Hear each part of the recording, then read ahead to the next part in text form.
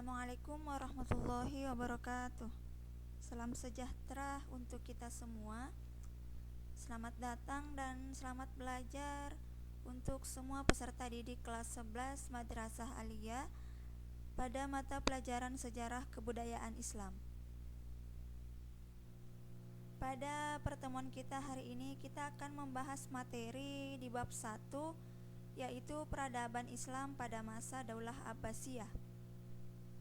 Pada bab ini ada 4 subbab. Yang pertama, latar belakang proses lahirnya Daulah Abbasiyah. Yang kedua, periodisasi kepemimpinan Daulah Abbasiyah. Yang ketiga, perkembangan peradaban dan ilmu pengetahuan pada masa Daulah Abbasiyah.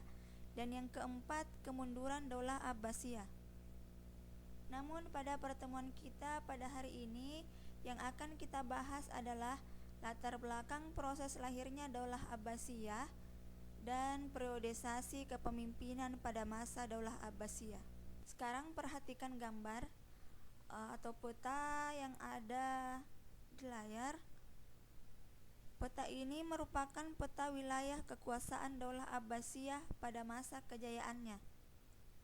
Berdasarkan peta ini dapat dicermati bahwa wilayah Daulah Abbasiyah pada masa kejayaannya meliputi seluruh wilayah Jazirah Arab, Irak, Persia, Syam, Mesir, dan sebagian wilayah benua Afrika Utara. Sekarang kita masuk ke materi latar belakang proses lahirnya Daulah Abbasiyah. Kebangkitan Daulah Abbasiyah dimulai dengan gerakan-gerakan perlawanan terhadap kekuasaan Daulah Umayyah di Andalusia pada masa kepemimpinan Khalifah Hisham bin Abdul Malik. Gerakan-gerakan perlawanan terhadap Daulah Umayyah menemukan momentumnya ketika para tokoh pemrakarsa Daulah Abbasiyah, diantaranya Muhammad bin Ali, menjadikan kota Kufah sebagai pusat kegiatan rintisan kekuasaan yang baru.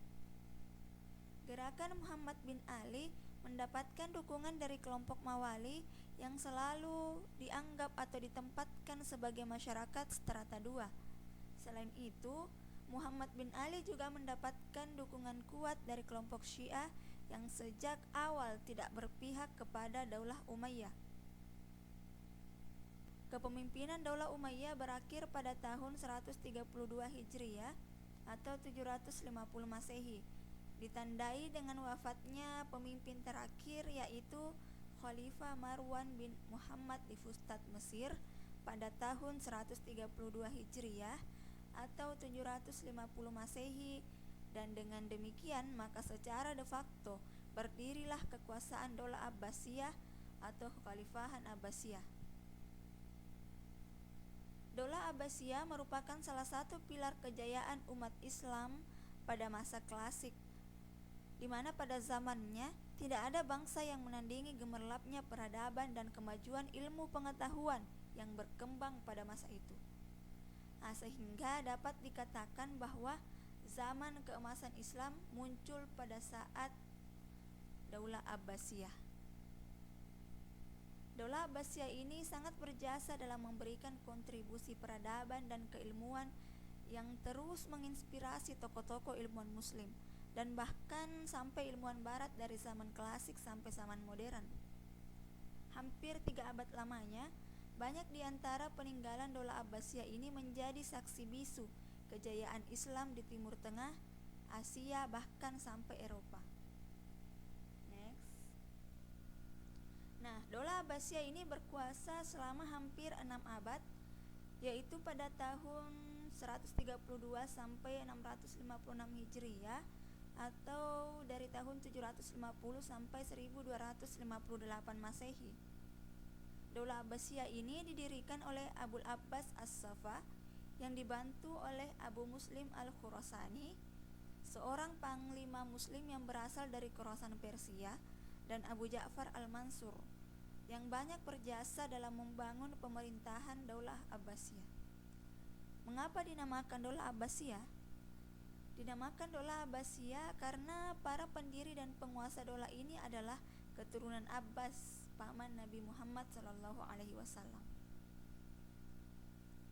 Pada mulanya, Daulah Abbasiyah menjadikan Al-Anbar atau Al-Hashimiyah sebagai pusat pemerintahan pada masa-masa permulaan.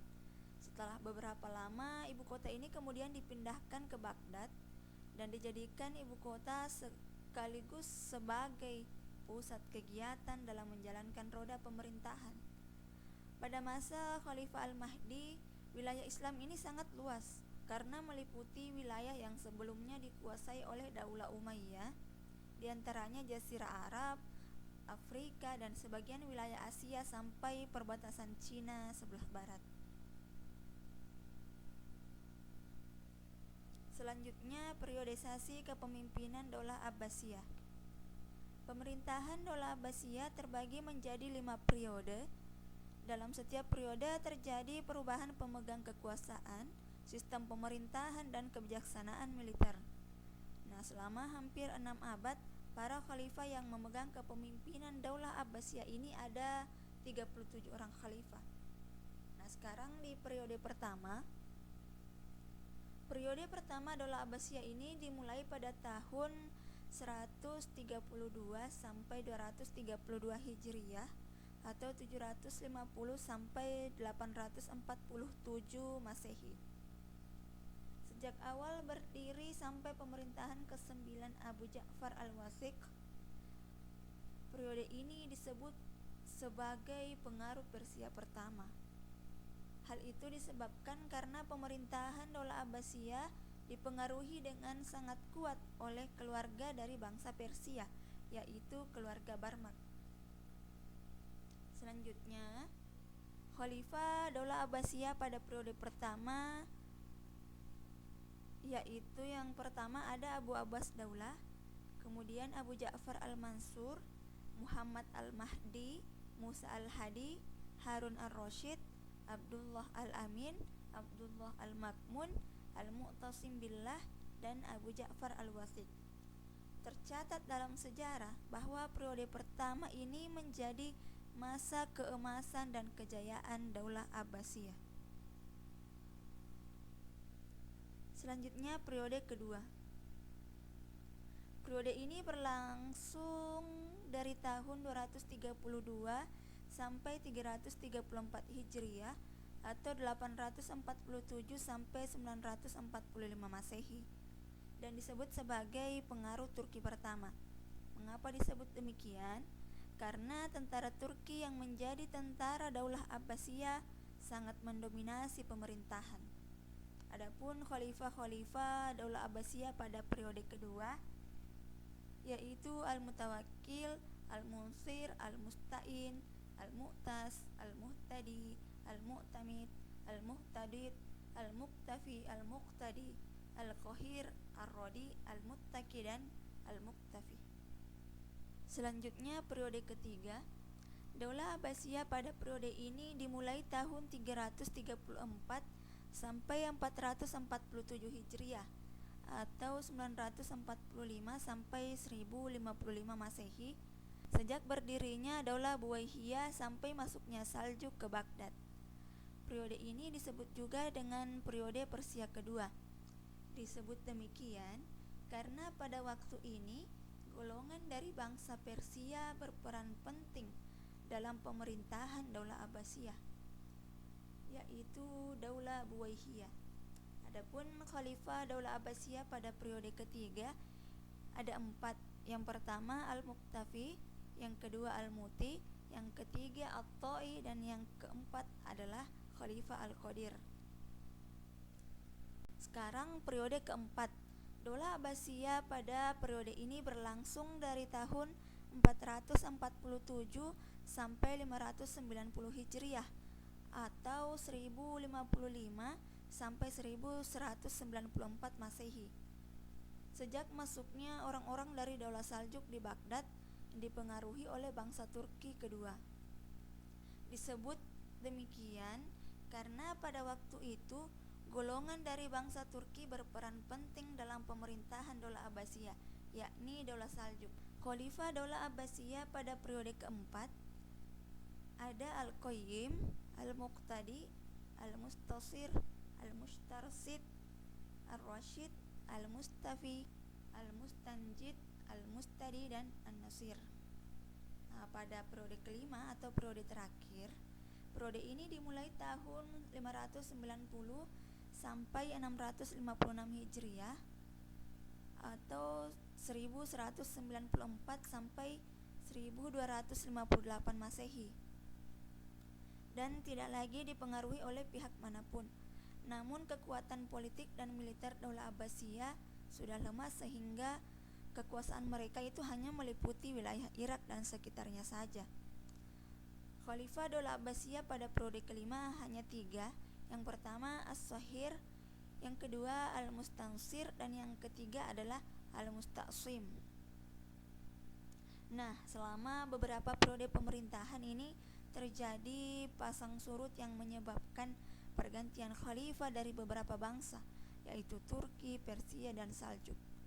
Kecakapan para khalifah ini sangat berperan penting dalam mewujudkan kejayaan Daulah Abbasiyah, dalam mewujudkan masyarakat yang makmur, memajukan peradaban dan ilmu pengetahuan.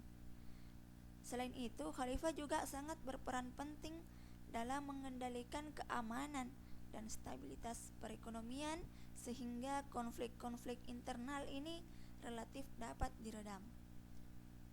Nah, itulah tadi materi tentang latar belakang proses lahirnya Daulah Abbasiyah dan periodisasi kepemimpinan pada masa Daulah Abbasiyah. Kita jumpa pada pertemuan berikutnya untuk membahas subbab yang ketiga dan subbab yang keempat. Demikian, assalamualaikum warahmatullahi wabarakatuh.